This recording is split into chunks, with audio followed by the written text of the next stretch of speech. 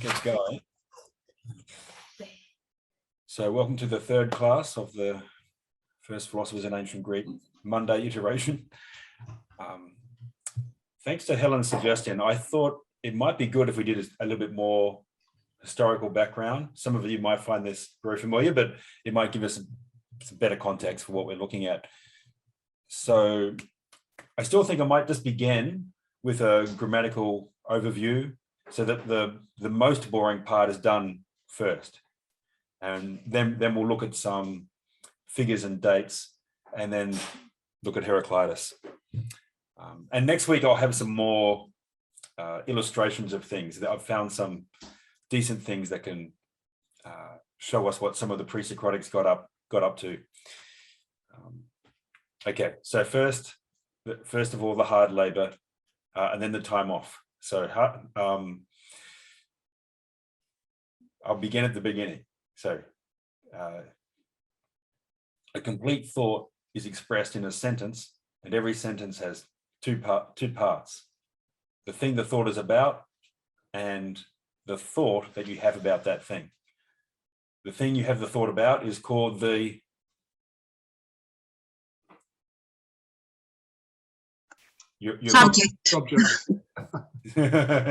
subject. And what you're saying about the subject is called predicate. And the core of the predicate is what kind of word? Could be a verb. The verb. Okay, so the verb is the most important. It comes from verbum, the Latin word for word, because it's the most important word in the sentence. And in Greek, you could say, I'll introduce this word luo, which means to release or destroy something. Because if you loosen up something so much, then you've broken it down and it's destroyed. So luo, release or destroy. And because the verb articulates person and number, we know that that's first person singular. So I release, and this is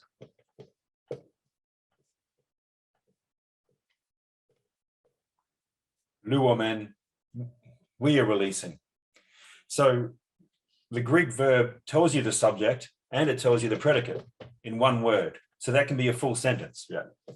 It's got all of that. It's got everything it needs to be a clause, a subject and a predicate. You know who you're talking about. It's us, and we are doing this action, which is to release someone or something. Now then that action could have an object.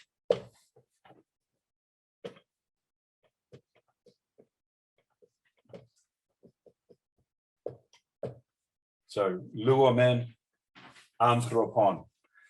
And that's the accusative ending, which is the ending of the direct object. So we are releasing a human being. Is that okay? Please ask at any point if there's something I can go over, because otherwise I'll just go over some of the endings that illustrate these parts of speech. Okay, so that's, yeah, so Greek can have a sentence in one word, and Greek is frequently far more concise than modern languages, which use more prepositions and word order and don't have the inflected ending. So they can't indicate these relationships between the parts of speech by the word spelling. Okay, so I'll just quickly run through the parts of speech. So the verb, which does what? What role does the verb play in the sentence? describes the action. The action, right. Strictly speaking, you can also say a state. For example, the verb to be is not an action, but a state. So grammarians will add that. But yes, the verb is the action. And so we've got the verb, and what else? What other kinds of words or parts of speech do we have? So the noun. Noun. Yeah. And the noun is what? What does a noun denote? The subject. Or the object. Yeah. Or Yeah. the It's very sorry. Or the object. Yeah. Okay. So the role it plays in the sentence is either subject or object, and there are some other uses like an indirect object and so on, but they're the main two, as a subject or an object. So what is a noun though? Not what role does it play, but like the verb is a state or an action, A noun is A thing. a thing of any kind, right? Person, place, or thing, but thing of any kind is good. Okay, so what other parts of speech? We've got verbs and nouns. Pronoun Pronoun, which and what does that? takes the place of a noun. Perfect. What else? Pronoun and Adverb. Adjective. adjectives. Adjectives, and what do they do? They qualify The noun. maybe the noun or the Well- verb sometimes, or yeah. Yeah, Or they state. qualify. They qualify the noun. What qualifies the verb? Adverb. Adverbs. Adverb. Adverbs. And in English usually ly. In Greek, usually os. Right. So What's adverb in Greek, Martin? I can't remember this in Greek. I can't remember either. You mean Okay, the no worries. ancient Yeah, the Greek? word. I just know the Yes. actual. Is it epirima? Oh yes, epidema. Thank you. I'm not sure. Yeah, it is. It is. And the adjective. What's the adjective? Villa. Doesn't matter if no one remembers. It's fine. Curiosity. Too long ago, Dimitra. So kakos is bad. Like we had kalos, kaler, kalon, which means beautiful. Kakos, kaker, kakon means bad or even evil or defective. So kakos is the adverb formed from kakos. Kakos lege is he or she speaks badly. And it could be they speak badly of someone or they speak poorly, either meaning. Dimitra, I think it's epitheto. That's The right, adjective. epithet. Thank Yeah. you. That would make sense. Yeah, from because it means place upon. Yeah, epitheto. Yeah. Yeah, the ancient ones I think are a bit different, but Oh, they Okay. had different words for this. Greek grammarians invented grammar. They're the first people to, well, not the first actually. There are some apparently I haven't read them. There are Sanskrit works writing about language, but the grammar that we use is all derived ultimately from a number of Greek authors. Okay, so we've got verbs, adverbs, and adverbs qualify verbs. We've got nouns that can be replaced by a pronoun or qualified by an adjective. And we've got three more parts of speech: conjunctions,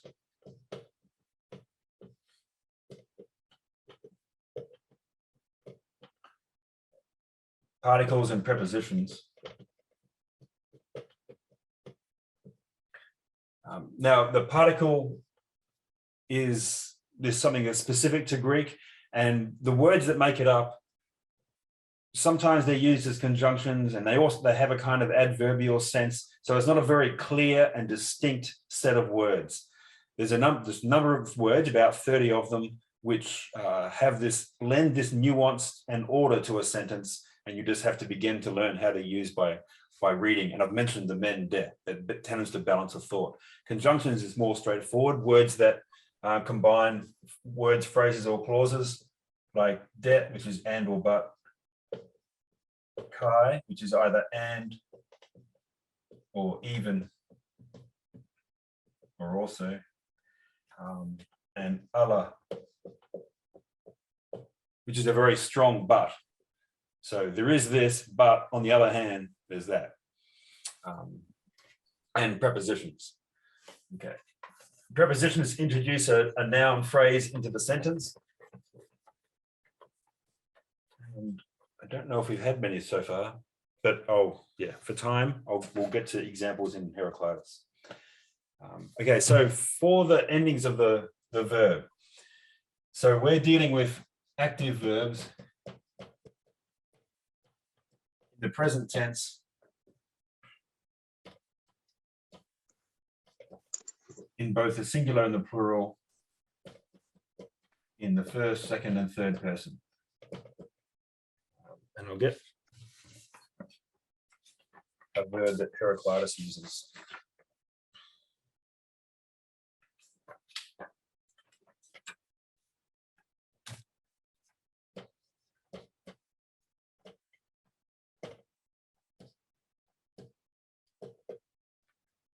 So gignorscore means I recognize or I know.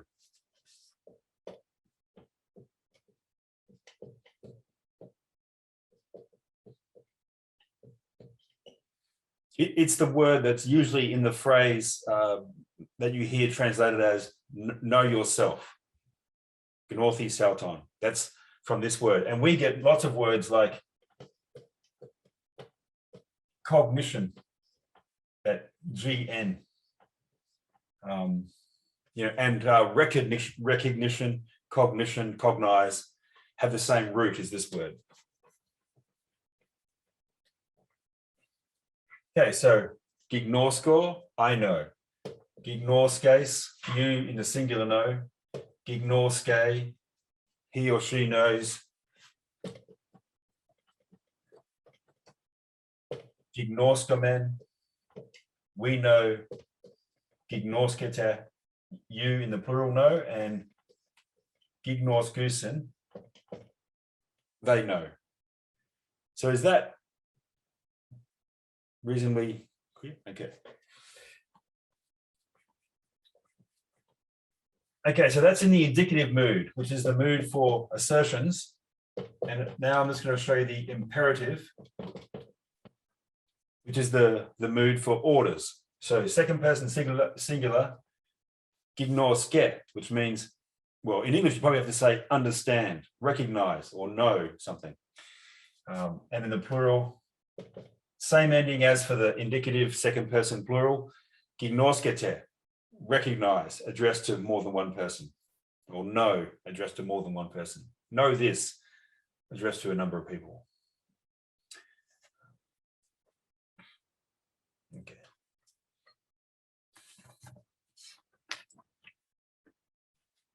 So with the indicative, it only applies to the second person. It doesn't apply anywhere else, does it? In the imperative, when you're Yes. giving an order, Yes. That doesn't apply to any other. There's no other endings. Well, yeah, I mean, it happens that there are third person singular endings in the imperative, which we're not covering because we use much more rarely.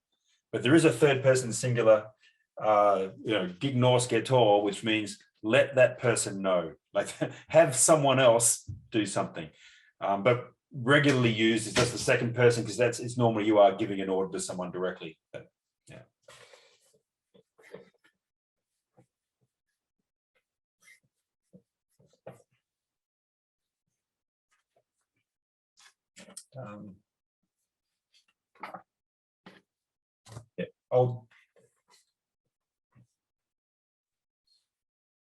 I'm going to introduce the passive. So the verb has the active voice and the passive voice, and the active is when the subject of the verb is undertaking an action. So lu or means I am releasing. So the subject is undertaking the action.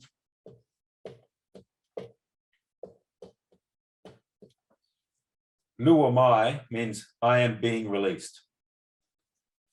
So this is the active and the passive.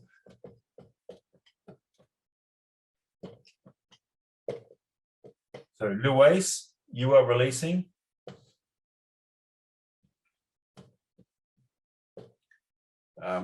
And either luer or lue means you are being released. And it just depends which author at which time. And these are not extremely frequent, but there is a very frequently used, the third person singular especially is frequently used. So I need that for next week. And the infinitive I need for this week. But I just want to introduce this, and we won't need a lot of it, but just to see it for the first time. Lue, he or she releases. Lue tai, he or she is being released.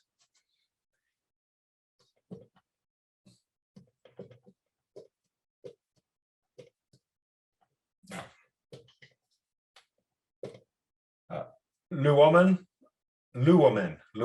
we are releasing, and lu ometha,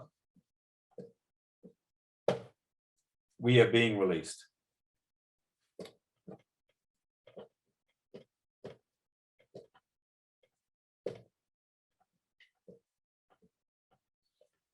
Luete, you are releasing. Lueste, you are being released.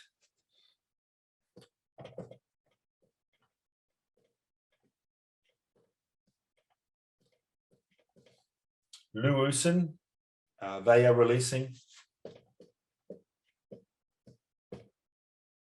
Luontai, they are being released. So they're longer, and in the first and second person plural, they have a theta. And in the third person singular and the third person plural, they end with I. There are these little patterns that build upon the active by which you come to recognize this. Now, I need to rub, can I rub that out? Is that?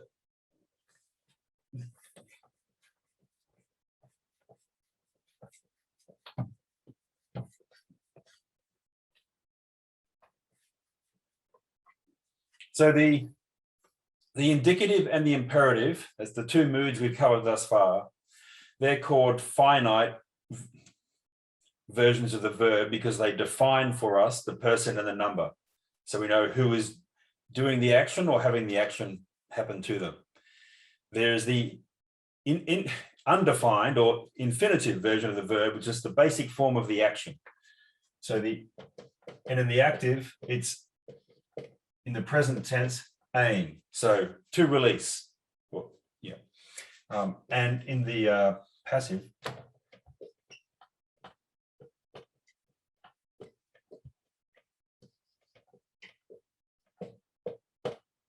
it's luestai.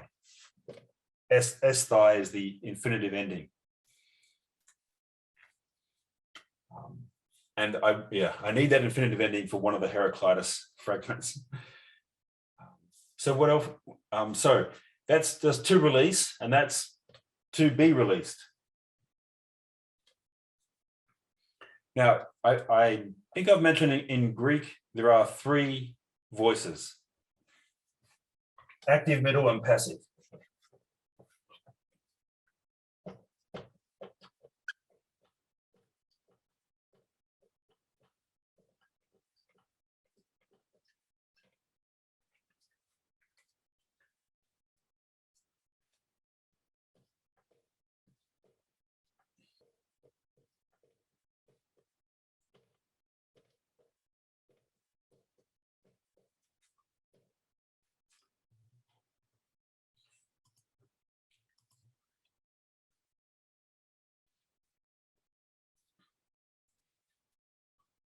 So, yeah, we have three voices in Greek: active, middle, and passive. The active, the subject's doing the action. In the passive, the action is happening to the subject. The middle is when the subject is doing the action to themselves or for themselves. So, and I'll give you, so the example is, in this case, I am releasing.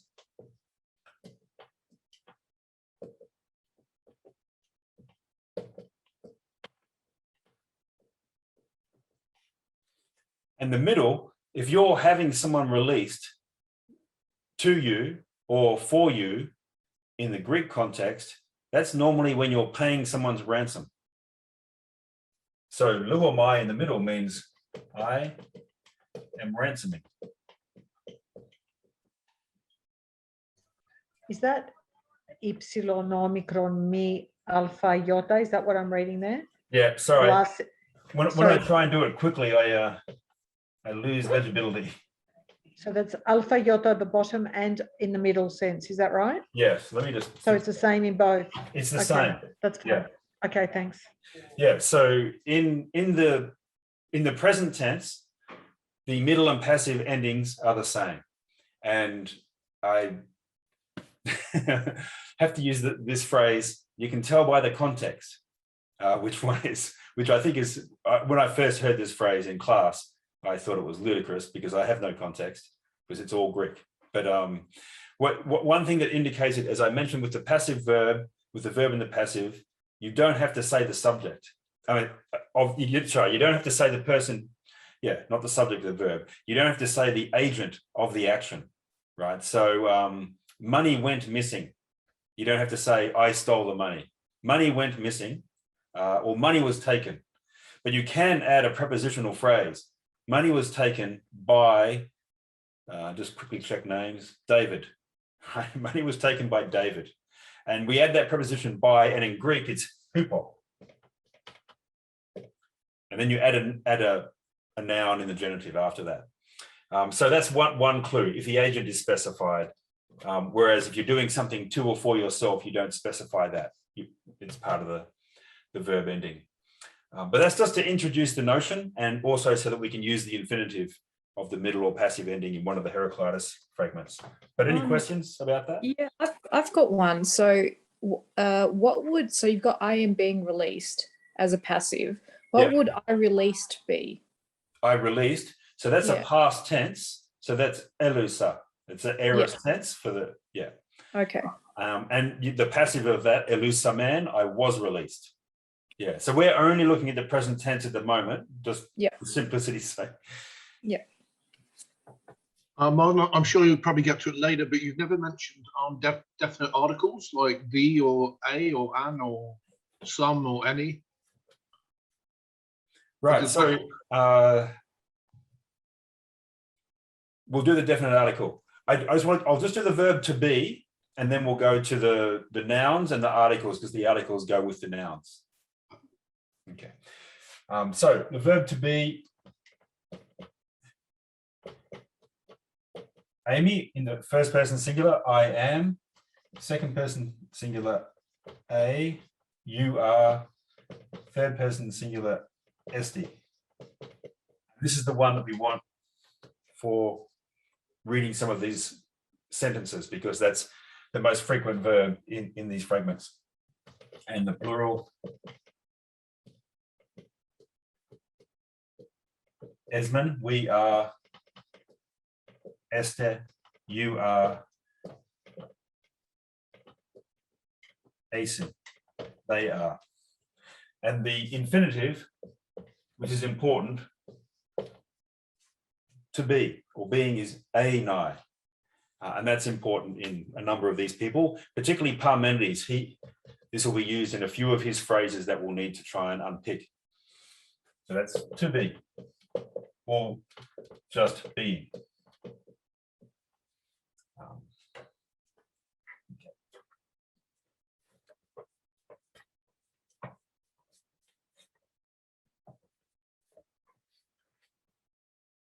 Okay, so we'll do the noun with the definite articles. So the article modifies a noun, it qualifies a noun. So the article is an adjective. And adjectives have to agree with the nouns in case, number, and gender. So all nouns have a gender, and they appear in a certain case or number to indicate their role in the sentence. And our nouns in English don't have a gender. You know, when you learn French or German, you find these nouns have gender, but not for English. And yeah, we do have number, house, houses, and we usually do it by adding an S or an ES. So house and houses, run, a run and runs, you can have that as a noun. And usually, so the regular plural is an S or an ES, and irregularly, we just change the spelling. So child, children in the plural. And we indicate the role of a noun in the sentence by word order and prepositions. So the subject goes first and the object follows the verb and so on. Whereas in Greek, it's all the case endings. So we have in the singular, the nominative, which is the case of the subject. And so for a masculine noun, the article is hop and the ending is os. And yeah, so the order I'm going to put cases, when I remember, I think I did, I'm not sure if I did this the first time around, but in most grammars now, it's nominative, vocative, genitive, dative, accusative. The vocative is the case of address, when you directly address someone and there's a mark of address, or and if you directly address speech as if it was a human being, the ending is or loge. And so you can tell that it's evocative because it has that mark usually. Yeah. So the 4 cases that we're interested in are the nominative, the genitive, which indicates possession, and the article is tu, and the ending is u. So the genitive is usually you can translate that by of or some variety of that. Dative, which is normally 2 or 4 something, tor with an iota subscript, logo. And the accusative, ton, which I believe is still like a pronoun in the masculine in the accusative. You say him or logon. And the plural, the article is hoi, the, and the ending is oi. So you'll notice the article and the ending of the noun in the masculine, in the second declension, is almost identical. And so once you remember these endings, you've virtually remembered the article. The only difference is that in the nominative, there's no tau. It's just the vowel or diphthong by itself.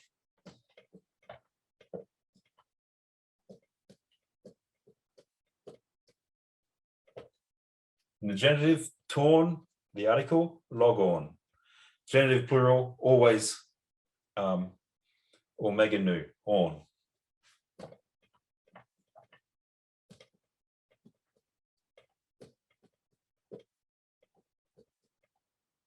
Dative, tois, logos. 2 or 4 speeches or with by means of speeches.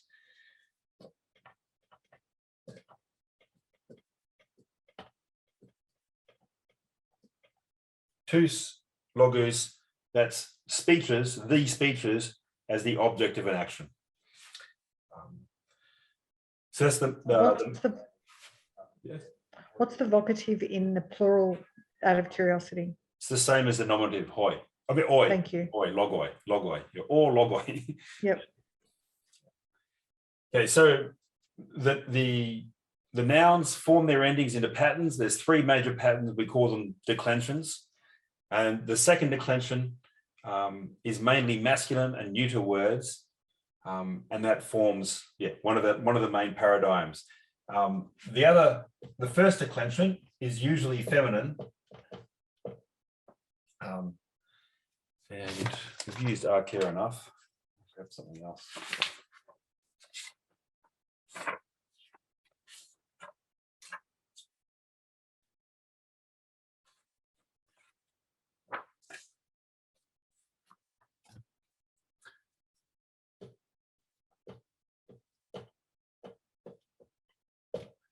So the article is just an eta with a rough breathing. So hair, psuker.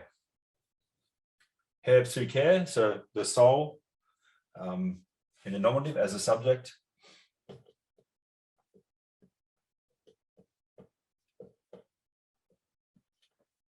Of the soul, tes, psukers. And again, the endings are exactly the same, except in the nominative. That's not really well drawn, is it? In the nominative, there's no tau and there is a rough breathing instead. Otherwise, it's that ending with a tau.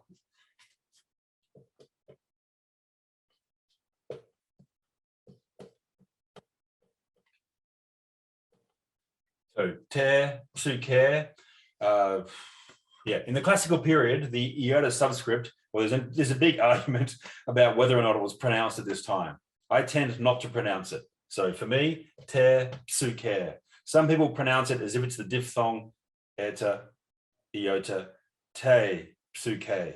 But yeah, I think for simplicity. So the little bit added, did it add another I to it? Is that what it was? Well, that was how it was written. And it began to be written later on when it was no longer pronounced, but it was still part of the spelling. So to know that that was a dative and not the nominative, you need that, but it was no longer pronounced. That's why it moved down to there. Yeah. but some people pronounce that like a bit like a. Yeah. Like many things, our knowledge is not certain.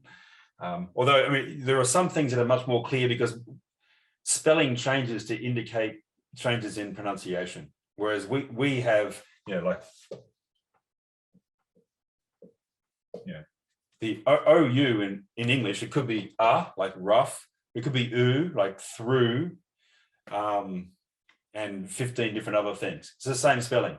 Whereas the ancient languages tended to be phonetic. They put a letter for each sound, and each sound had a letter.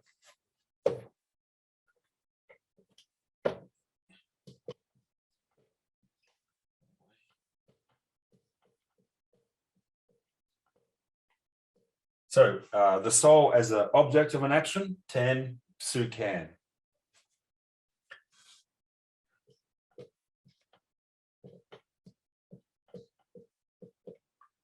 So the souls in the plural, high, with the rough breathing over the second vowel of the diphthong, high, psukai.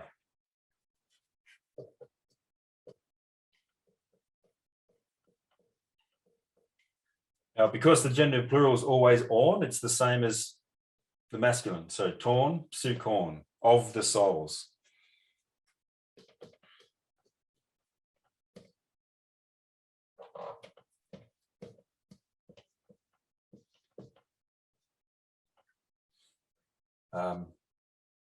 In the dative plural, tais, psukais, 2 or 4 the souls. And the accusative,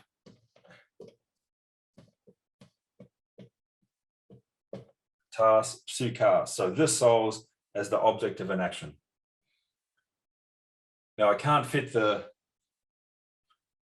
masculine, feminine, and a neuter example on because of for space. So I'm going to have to I'll get rid of the masculine. But for an adjective, you need to know the endings of the masculine, the feminine, and the neuter so that you can then apply that adjective to a noun that's either masculine, feminine, or neuter, singular or plural, and in each of the cases. So yeah, I'll get rid of it.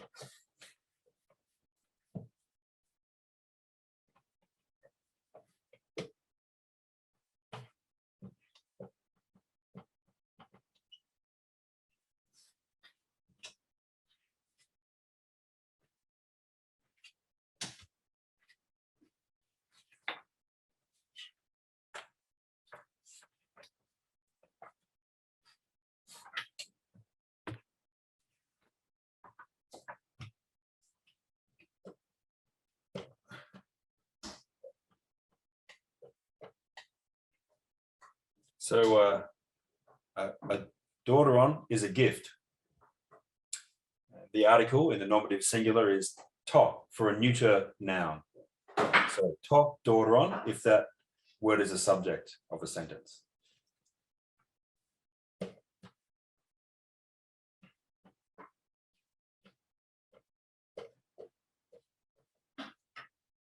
The same endings as the masculine in the genitive. So to daughter of the gift.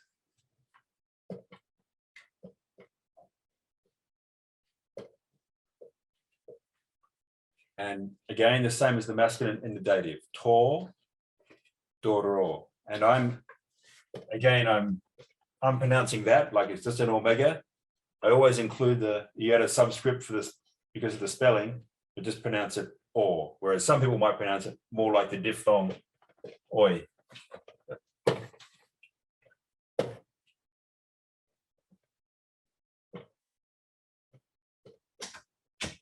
And then, and this is something that the neuter has all through Greek and all through Latin. The nominative is the same as the accusative, which helps you memorize these things. So daughter on, whether it's the subject or the object of the verb.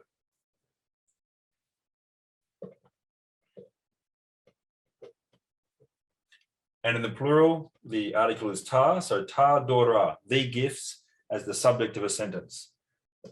Genitive plural, as always, on is the ending. Torn, daughter on, of the gifts.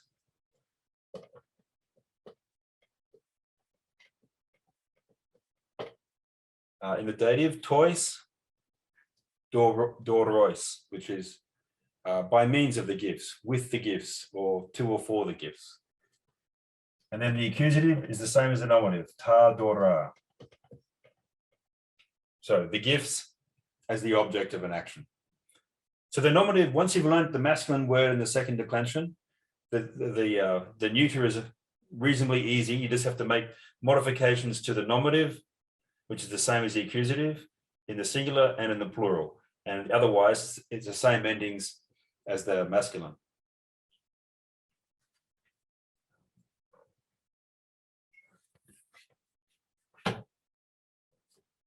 Is that, yeah, so that's an example of having an adjective, in this case, the article, and using it across the three genders where it has a different spelling and different spelling for each case.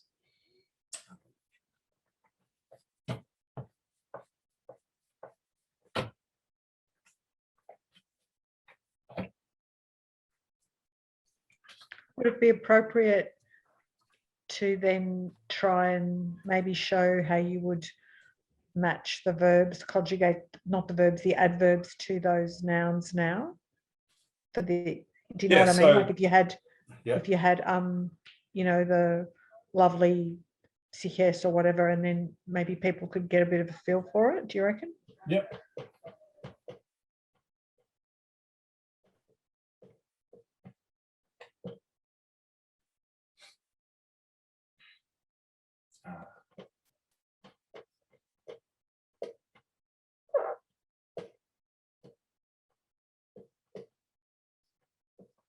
So I just put this up. This is how things appear in the dictionary. If you have a noun, you have the spelling of the noun in the nominative singular. Then you'll get the spelling of the noun in the genitive singular, and then you'll get the definite article. So that tells you the gender, and the nominative singular and the genitive singular tell you what declension it belongs to. So it's either os and u, so it belongs to the second declension, and it's ho, so it's a masculine, or it could be anything, os, and then it has u, and then to is the article, so you know it's a neuter, and you know from the second declension what the endings will be. And in the first declension, which is mostly feminine, it's generally in the nominative and es in the genitive, and that's the article, but there also could be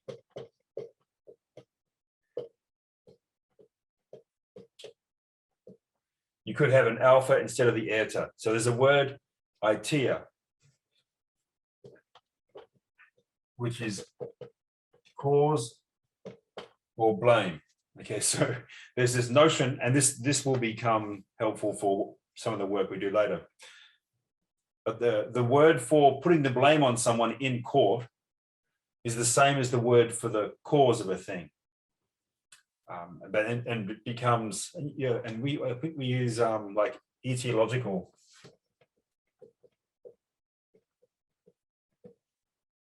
Yeah, there's got to be better examples where we use the same root, because that's a Latinized version, but itia, and then logos, and that's meant to be a y.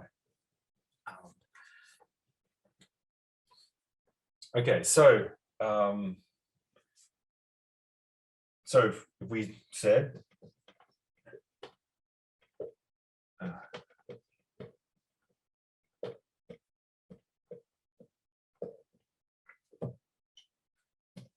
Kaleb Suker Legay, a beautiful soul speaks. So that's third person, because we're talking about a beautiful soul. We're not saying I am speaking or you are speaking. So that's the third person in the singular.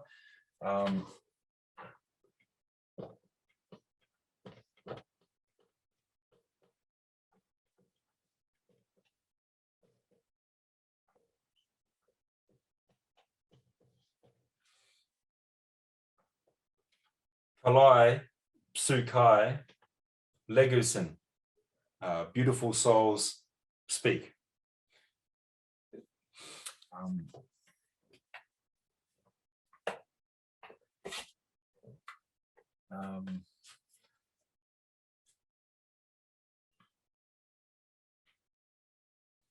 Yeah, I need more words to make sentences that have any kind of intelligible sense.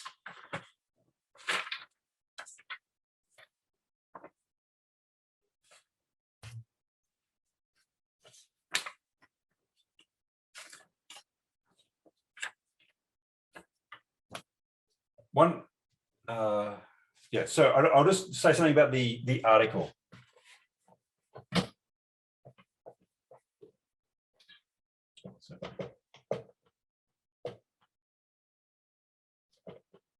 So the neuter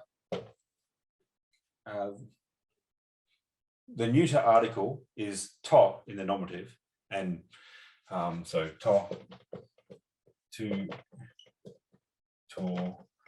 and then the plural endings ta, etc. I just want the singular for this purpose. So if you put the article with any adjective, it means the something thing. So we have an adjective such as agathos, agathe, agathon. And that was what I wanted to get to when I just rubbed it out. But with kalos, kale, kalon, if you look in a dictionary for an adjective, you'll get the three endings indicating what the ending is for the nominative singular, for the masculine, for the feminine, and for the neuter. And then you know how to build the rest of the declension from there. Now in the neuter, it's agathon. So a neuter thing, like a gift. So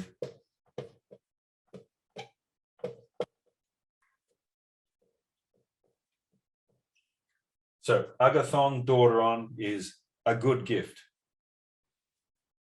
And then if we add the article, to agathon doron, the good gift. So the article has the same use in English, and it picks something out as something that we are both familiar with and we're both speaking about. The good gift, not the other gift, as opposed to just some random gift. But the article does have some uses that we don't have in English, and one of them is to turn an adjective into a thing. So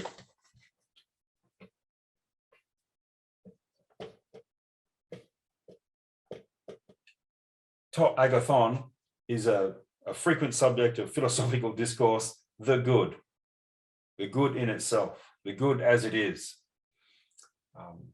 So it's turned the adjective into a kind of noun. And this happens with, this is one of the uses of the article. So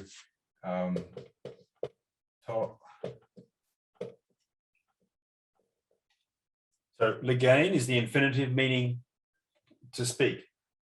To legain means the activity of speaking. It turns that infinitive verb into a kind of noun, the activity of speaking. And once you've done that, you can use it in any case, and you can recognize the case because the article changes to indicate the case. So you could say, of the act of speaking.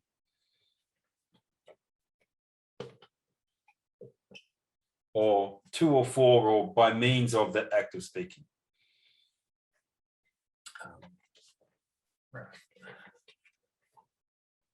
Presumably there's no plurals for that, for a verb like that.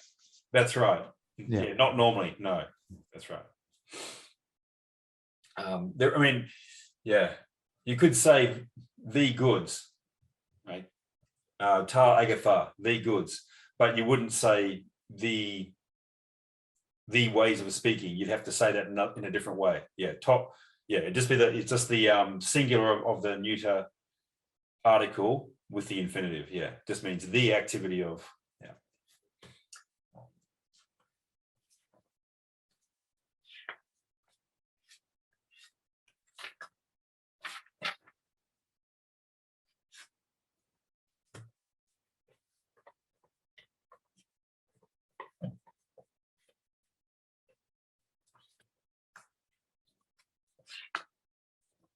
Just with the cases,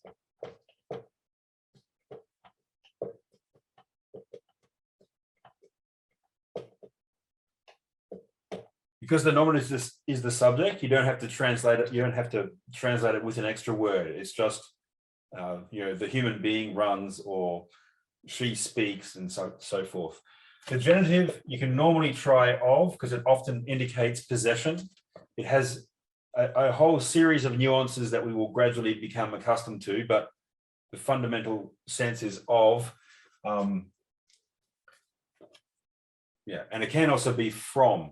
The genitive is the thing that is the source of something, or it's the thing that something belongs to, and it's of it. The dative is normally 2 or 4 when you're talking, when the thing in the dative is a person. If it's a thing, it's usually by or with. So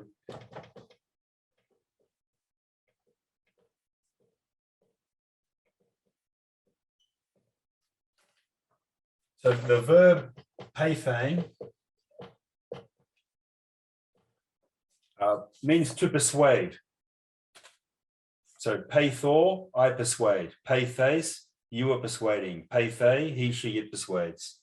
Peithei, he, she, or it persuades logor with the dative, because the speech is a thing, by means of speech or with a speech. And so in English too, we have the definite article and we have an indefinite article, a or an. You know, a speech, an announcement, and the n is there if there's a vowel following, whereas it's just a if there's no vowel following. So yeah, a book, a chair. So what was I going to say? Oh yeah, so in Greek there's no indefinite article, and if there's no article, then you can just translate it sometimes speech, sometimes you have to say a speech. There is an indefinite pronoun which indicates definitely that there are some things or certain things, and you often translate that by a or an, but there's no indefinite article per se. There's a definite article, ho, he, to, which we've been through.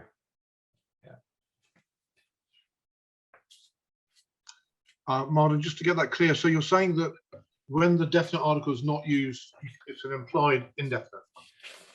Yes, or an absence. So it could be he or she persuades by means of speech per se, just by speaking, or he or she is persuading with a speech, a speech. So we have to decide what fits the context better and translate that in. Either is a correct translation, but yeah, one will be better in the context.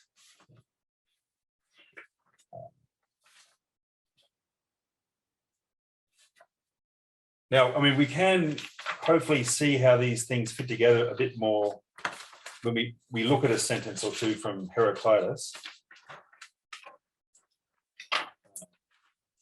which we'll do shortly. Yeah, so are there any questions about what we've covered thus far? I know we're galloping through. Or any examples that I could offer if something comes to mind.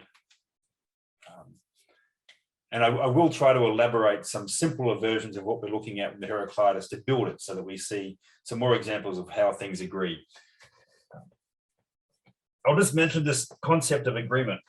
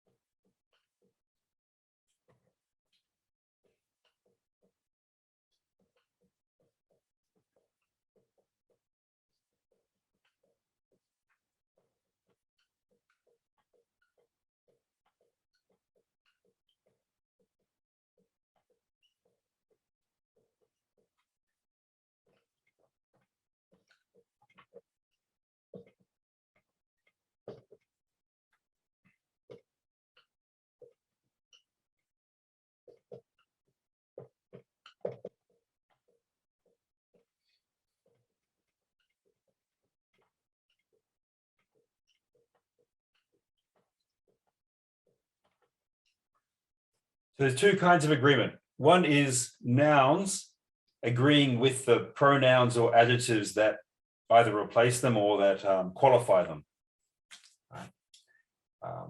So one of the adjectives is the article, and if the gifts are the object of an action, then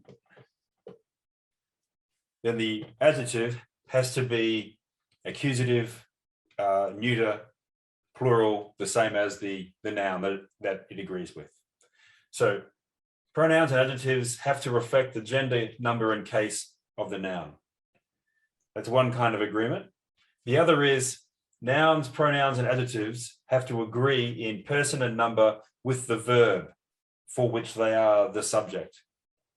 Right, so that's the noun, pronoun, or adjective of the subject. And I'll give you an example. So legor means I am speaking. Now, the Greek has already told you who the subject is. It's I. You don't even have to put the pronoun in to indicate that. You can put it in there to emphasize it, and I'll tell you the pronoun. So egor, from which obviously we get ego. Right, so, and if you put it in, it means you're emphasizing I am speaking as opposed to someone else speaking. So that is the first person, singular, and that agrees with the ending there. I'll just get rid of this. I'll give you another example too.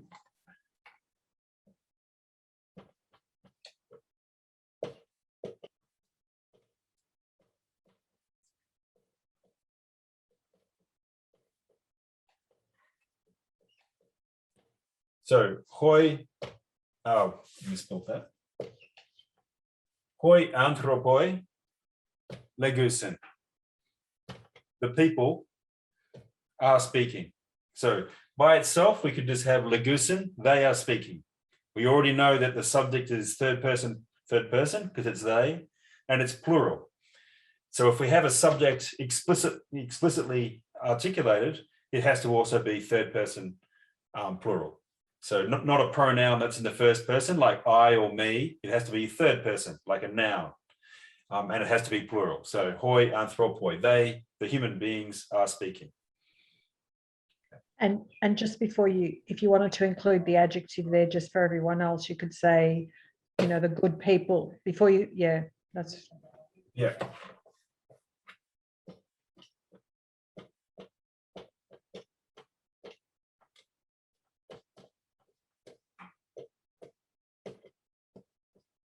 So, hoi agathoi anthropoi legusin. The good people are speaking.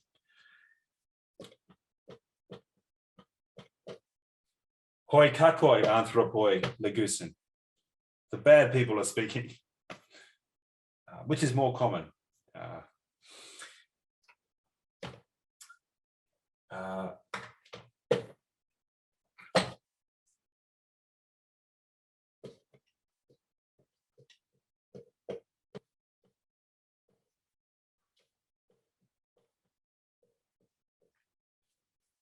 Hoi agathoi anthropoi legusin, kakus logus. They are speaking bad speeches. So that's the noun for the word speech in the accusative plural. So it's the accusative indicates direct object of the action, and the adjective that qualifies it has to be masculine accusative plural, which is us. Is that intelligible? Or okay, very good.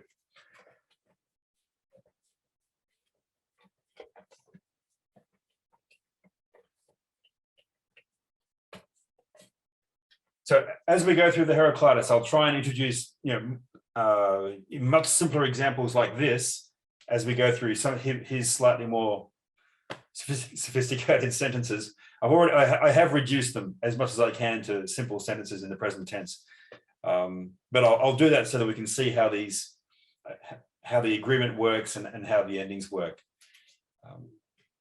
Now, if you have some questions now about any of that, I'll be happy to discuss that. And then we'll go to just some of these historical remarks that I thought we might make before we go back to Heraclitus. But any other questions? Martin, can I go back to Pathe logo Yeah, the dative that you had, yeah. does it exist in ancient Greek in the following form? Pathe dia logu, or is that only modern Greek? In other words, to persuade through speech. Does that exist in ancient Greek? Yes, it does. Yeah. Okay. It's more frequent to use cases than in modern Greek. I'm not a modern Greek speaker. I've just looked at little bits and pieces to try and understand what's going on. But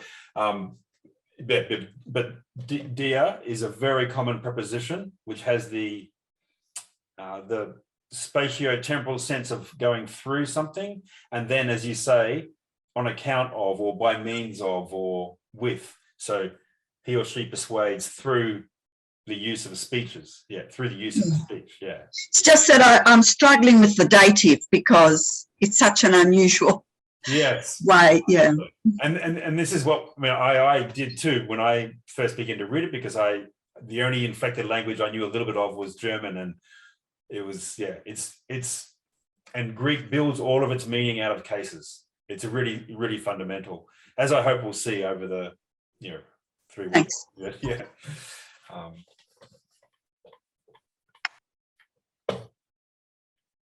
I'm just going to share screen with a couple of little. Open. Yes.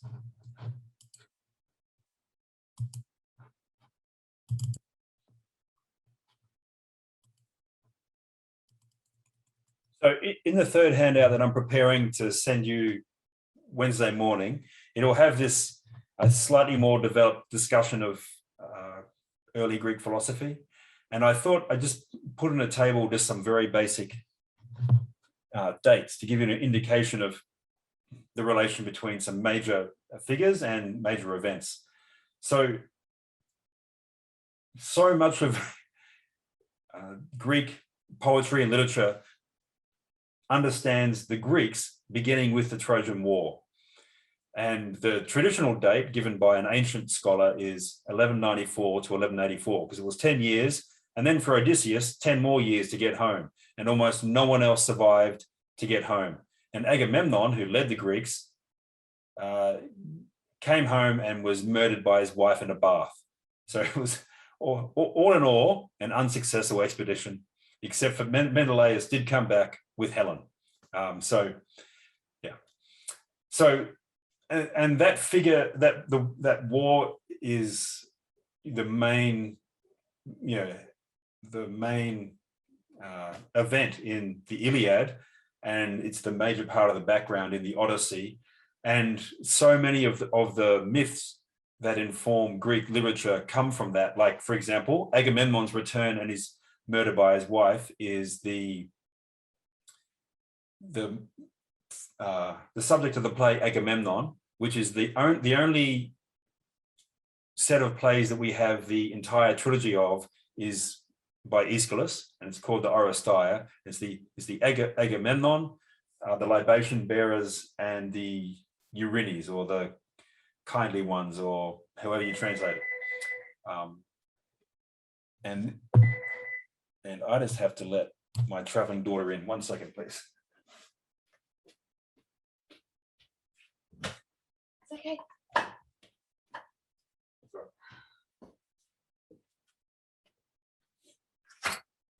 So the first kind of literature that we have is Homer and Hesiod writing epic poetry in dactylic hexameter. And we don't know the dates for certain. In fact, as I mentioned on this sheet, all of these dates range from something like reasonably good estimates based upon the timing of festivals and so on, to complete guesses. And we have no idea when Homer lived. And a lot of people don't think he wrote, and they think that he was part of this oral tradition, and he was definitely an inheritor of an enormously rich oral tradition from which he selected things to compose into 2 extremely intricate and consistent poems. So the scholarship that I prefer regarded it most probable that he wrote or had transcribed for him the Iliad and the Odyssey sometime around 700 BC. Hesiod's the other major epic poet, usually considered to be slightly after him in time. So that's the beginning of literature, really. And the Homeric poems were written down in Athens that we know of. They were first transcribed sometime in the 1600s by one of the tyrants who ruled Athens at the time. Now, in Athens, they developed the, that's misspelled, tragic art, the tragic drama, and that's in Greek, not English. And the three major proponents that we have record of are Aeschylus, Sophocles, and Euripides. And I mentioned Aeschylus wrote these three tragedies, but on the tragic stage, which, you know, there were a couple of festivals a year at which tragedies would be put on, and each author would produce 4 plays, 3 tragedies that were linked, and then a satyr play, which would be more comical, from which we get satirical. And we only have one complete set of 3 plays. That's from Aeschylus, and we now call it the Oresteia, because Orestes comes, so Clytemnestra kills Agamemnon in part 1, and then part 2, her son Orestes kills her, sorry. And then in the third, he's put on trial. And that's an artistic representation of the development of a jury. And what a jury means is a contest in speeches. And that's somehow a representation of the meaning of Greek democracy, that's Athenian democracy, that as opposed to having a ruler, and it goes, and that those 3 plays go from this mythical background to having a polis that is ruled by speech. And that's just not just the jury system, but that's clearly related to the notion that you can have a democracy, that people speaking together can come to the best understanding of the truth that we have.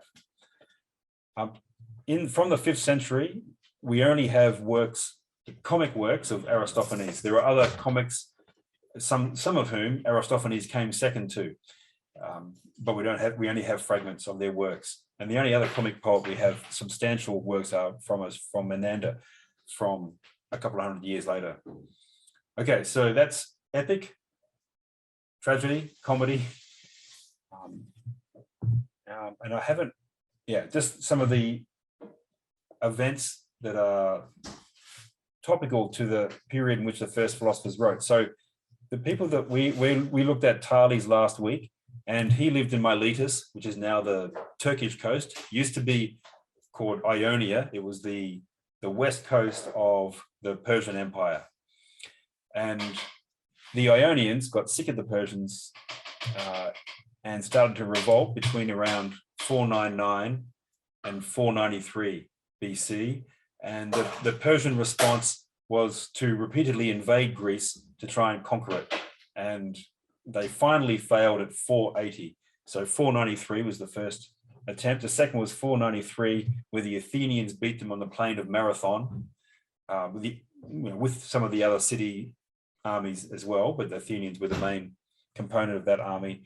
And then in 480 BC, and that was when, there's the famous occasion of the Spartan 300 trying to stop them at the pass at Thermopylae. And they were, of course, defeated, but held them up so that the Athenians could undertake the cunning plan of attempting to, seeming to abandon their city, going to Salamis, and when the Persians came, they defeated their navy. So that was in 480, and the period from 480 to 430 is usually regarded as the golden age of Athens, because it's saved Greece, it's got an expanding empire, it's become very wealthy. The greatest artists are working on the Parthenon and other statues and temples in the city, and it began to grow much more powerful and evoke the jealousy of Sparta, which was almost like a military camp as a city, but one that was slow to move to war, but very effective at it. And they came to began to fight at 431 and for almost 30 years, ending in the defeat of Athens. And they put in charge an oligarchy. Some of Plato's relatives took part in the oligarchy. And then the Democrats came back and kicked out the oligarchy.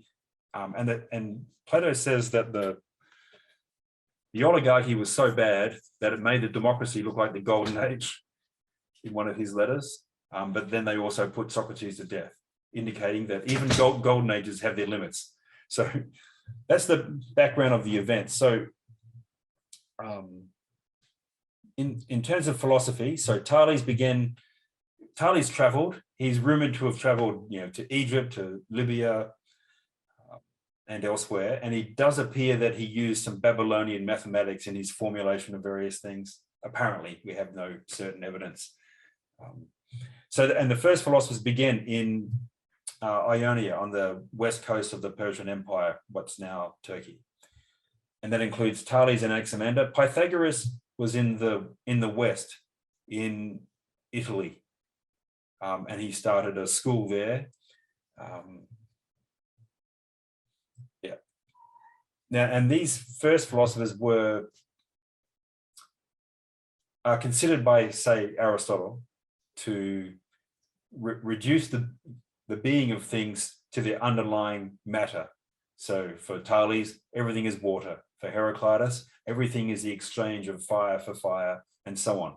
I think it's fairly obvious that even Aristotle doesn't think they're actually saying that. What they're actually saying is that these are metaphors for the intelligibility of things. But we'll discuss that as we go. Anaxagoras was important for still having a cosmological view, like the other early philosophers who thought that the material elements coming into are the fundamental things that take various forms. Whereas Anaxagoras said there must be a mind to discriminate and to synthesize, to take apart and to put together. And Aristotle remarks in the Metaphysics, when he reproduces this statement, that Anaxagoras sounded like a sober man among drunks. And what he meant was that if there's no account of mind on some level, then you can't account for your own thought as a philosopher. And what both Aristotle and Plato make this joke that Anaxagoras introduced mind, but then made no use of his mind. And they meant that as a witty remark, by which they meant that the fundamental act of mind is to distinguish between better or worse, not to distinguish between the process of becoming. Okay, and then Socrates, 469 to 399, when he's put to death by Athens, and his students, Plato, Aristotle, and Xenophon, and that's the beginning of the tradition of classical philosophy. Any questions about any of that? We're just sprinting through the most important intellectual, artistic, and philosophical epoch in human history. So I'm not doing anything justice, but is there any question or? Yeah, could I just ask about Anaxagoras? That was everything else made sense except for the Anaxagoras thing about mind. So what I tried to argue with Thales last week was that when he says, the cosmos is ensouled and full of gods, daimon. Now, I don't think I think he's rejecting the religious tradition of his time, and he's using these words in a completely new way. And he means that if you can think something, then there must be something commensurate with your mind, the power of your mind and the thing. And the technical way of putting that is to say that you have an intelligence and it is intelligible.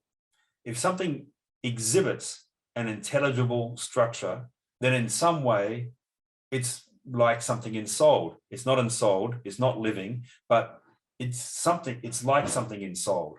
And my suggestion is that he's saying they're full of things are ensouled and they're full of gods for two reasons. One, if things are intelligible, there's something yeah, something the same between the mind and the thing known, first thing. And second thing, the thing known is somehow higher, possibly than the mind, but definitely than the things, because the things come into being and come out of being, but the intelligible structure stays the same. So this mass of atoms, just say atoms, whatever, becomes a cow and passes away from being a cow. But what being a cow is, or a star, or courage, or a human being, that remains the same. It's not in time in the same way that the thing that's coming into being and passing away is. Now, if you're trying to account for the whole, and you say that, well, there is an element, say water or fire, that goes through various processes, that means that it comes into being as a cow, as an act of justice or whatever, then why does it do that? Is that just some kind of random occurrence? But if it's random, it wouldn't be something knowable by an intelligence, because it's not an act of intelligence. It's just a random occurrence. And so Anaxagoras, from the point of view of Aristotle and Plato, appears to be sober compared to the previous thinkers, because he is saying, well, there is a mind on a cosmic scale that is ordering things and makes them knowable, and separates the elements into their various kinds and combines them into their various kinds. Now this is subject to criticism by Socrates in a passage from the Phaedo that we're going to examine on the last day of this course. So we'll definitely come back. Is that at all? Yeah, can I ask one more thing? It seems that we are the mind that is making it intelligible, right? So is that, or is he saying that in the logos is the mind that makes, the external world intelligible? But the way Anaxagoras speaks, yeah, the fragments that we have, he seems to be saying there's a cosmic nous, a cosmic mind that orders the whole. And that's why it's intelligible. And Socrates says, at last, now I have an understanding of why things would be intelligible. But if there's a cosmic mind, then that would eliminate my own self-understanding.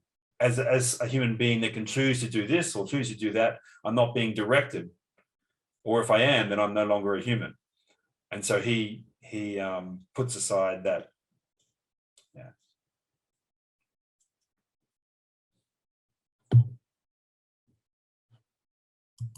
So what I'll do next week is I'll advance further into this description of the first philosophers, and we'll go through Aristotle's interpretation, which has been extremely influential and important for the tradition, but which I think is not fully fair to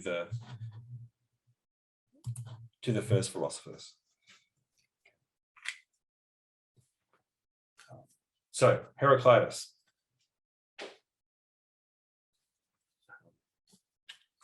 We discussed the first fragment mainly in English, and well, the first and second fragment, I think. I'll just quickly say that he is saying that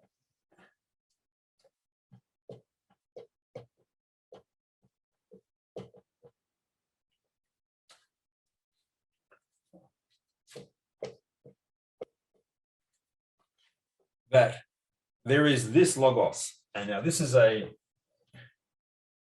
pronoun.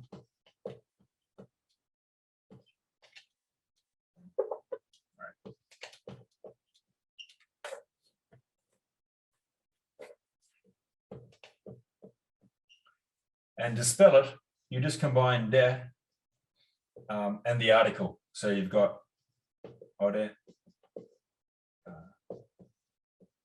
tude, torde, tonde, and so on. Hoide, tuste. And in English, we have two pronouns. This, which means in our sphere, that, which is third person. That's the other sphere. In Greek, there's three. There's this, in my sphere, hode. So hode, hede. So yeah, hode, hede, tode. That's this. So tode doron, this gift that I have. Hede arche, this beginning. Hode logos, this speech, my speech. And then there's a second, hutos, hauter, tuto, which is in the sphere of both of us, and then there's the third person, ekanos, ekano, that thing over there. But I just mentioned this because we'll see more of this pronoun, hode. So there's this speech, which is always, he says, and then there are human beings, that is everyone else but Heraclitus.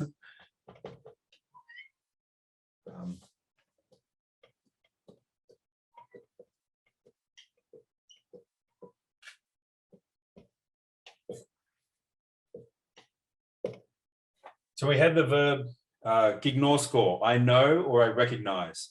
Gignorskusen, they know or they recognize.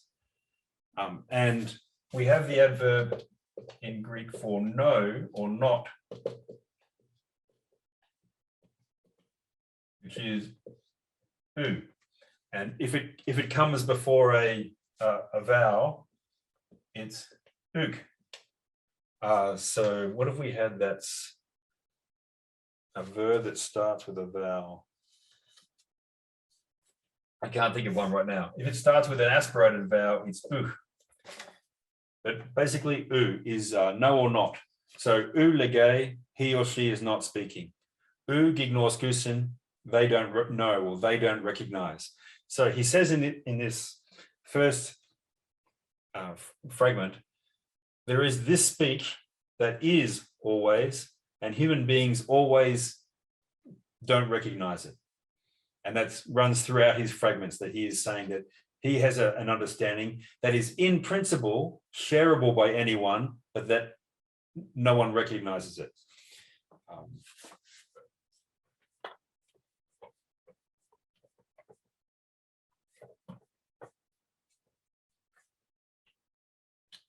And in the second fragment, it's just an example of his dismissing the poets. So, and this is, again, a mark of the philosophical tradition, is to say that wisdom resides not in the poets that were believed to have expressed the truth about the Greeks and human beings and so on, but rather in what can be known by nature, according to nature. And that's what Heraclitus says in that first fragment. He says, human beings are like inexperienced people when I point out the things that are in accord with nature. And I think I put up the third fragment, which is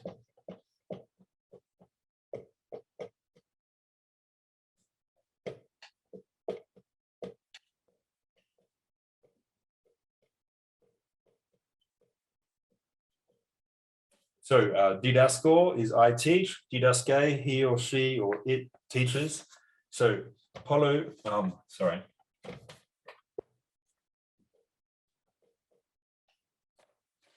Polymathia, learning many things. U didaske does not teach no one, doesn't teach intelligence. So that's a masculine second declensive, noos, nou, noor, and so on. And that's the basic word for intelligence or mind.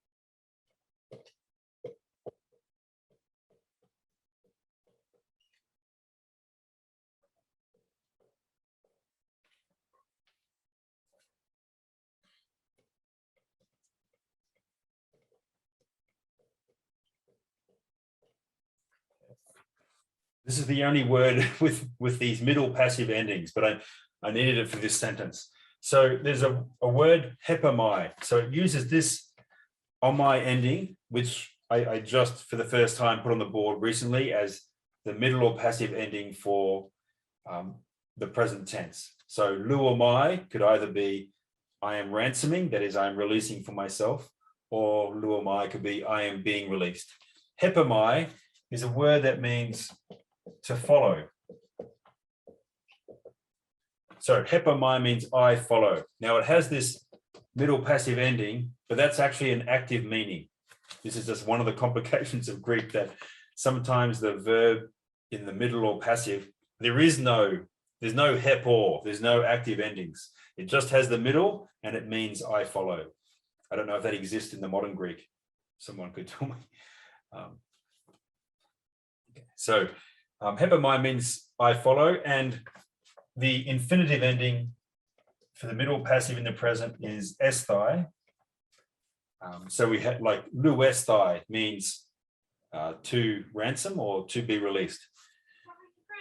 Hepesthai means to follow.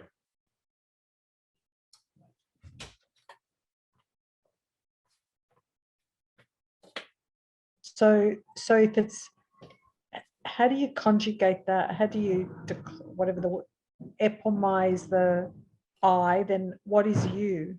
Okay. Epomis, is it epomis? Well, it's either hebe or hebe, is you follow. Oh my God. Hepetai, he, she follows. See you later. Hepometha, we follow. Hepeste, you plural follow. Hepontai, they follow. Yeah, I really just, I know that that was a lot to introduce at once, but I only wanted this to follow. And it has this active sense, unfortunately. Now, day means it is necessary. And it's followed by the infinitive. So, day, and it comes from a word for binding, like literally to tie something together. And then it comes to mean, to mean metaphorically that you are bound to do something. So it is necessary. And then it's followed by the infinitive. So as in English, like it's necessary to leave, it's necessary to pay, or some such thing. So it's necessary to follow.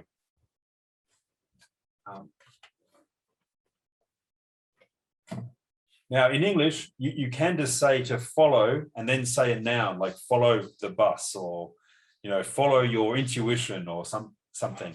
In Greek, that's a case, and that's the dative case, right? So hepamai takes the dative, and we have the dative ending that we can recognize from the second declension endings for exactly like logos.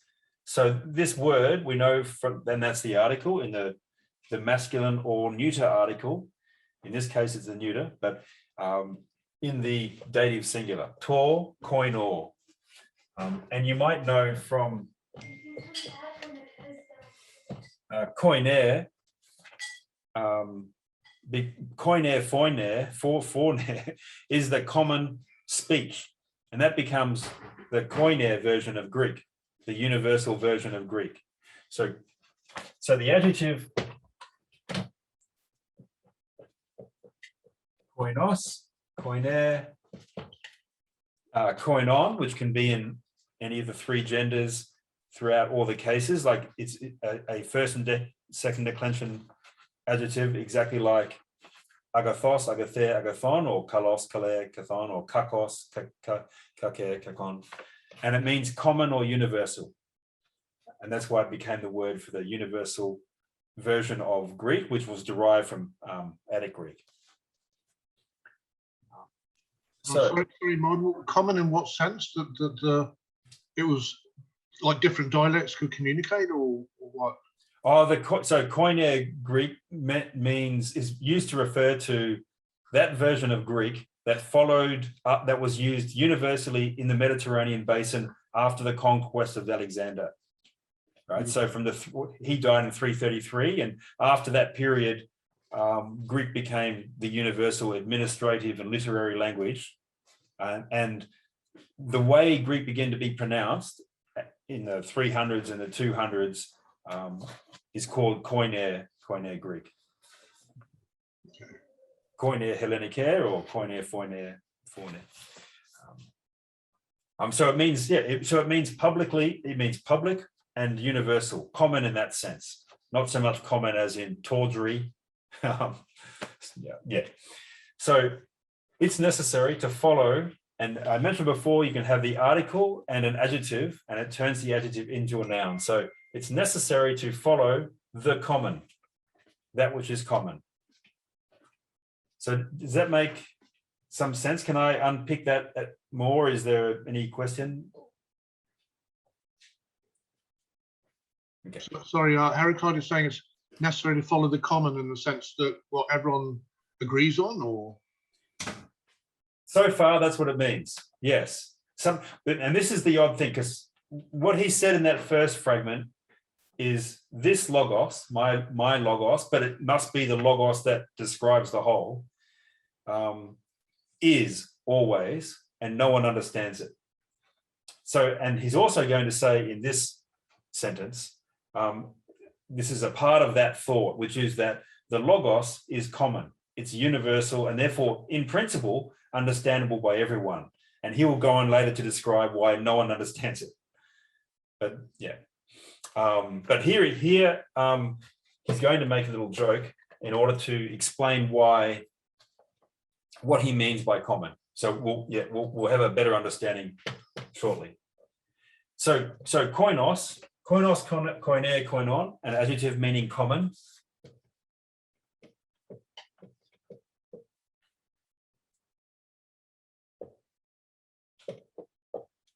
There's another adjective, xunos, xune, xunon. Now, if you go to the dictionaries, you'll see for this, common, public. And you'll go to xunos, xune, xunon, and you'll see public, common. So we have two words for common. And I'll just suggest what he means in one moment. So gar means because. So it's necessary to follow the common, and now he's going to give us the reason, because there's, gives you the reason for something. Because xenos, gar, hoi, koinos. Because in English word order, because the common is xunos. Now, if you just put the dictionary word in, that's not going to help us. The common is common. It doesn't help. But what he's, and this is extremely typical of the way that Heraclitus writes, which is extremely intricate and elusive, but he's making the following wordplay. There's a preposition in Greek, xon, which means with.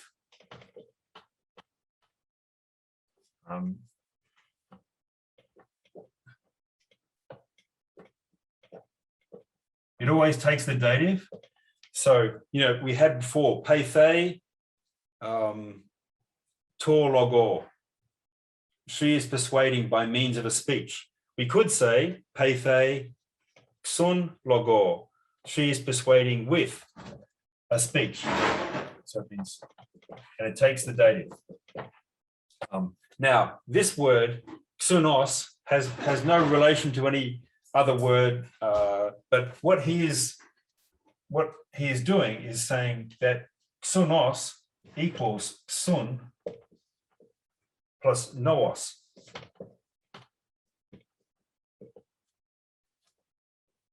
He's hinting that xunos comes from these two words, xun plus noos. What is with mind? What is with mind is universal or common, because any mind can understand it. It's intelligible. And mathematics is an example that a lot of the philosophers use for an example of what is intelligible or common to any human mind. And that's why we say things like, as simple as 2 and 2 is 4. It's a primary example of what's understandable in principle by any human being. Yeah.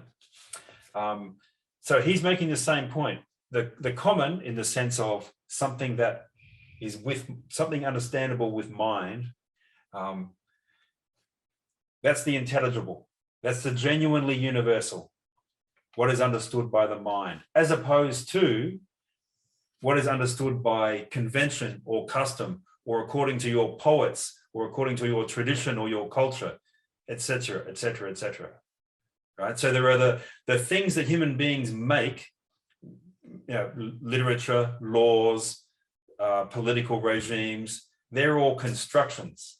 They're not the genuinely common, because that would divide up. As in Plato's Statesman, someone makes the remark that the natural split among human beings is not Persian and Greek.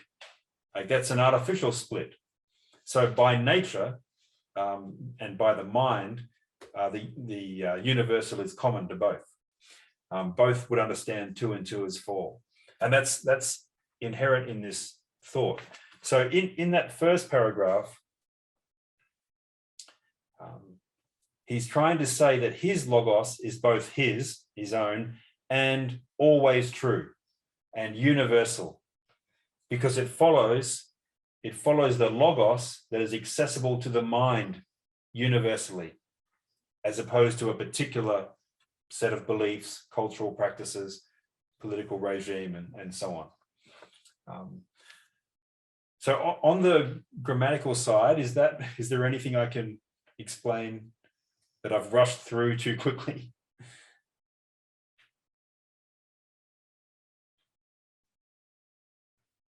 We've actually just gone past 8.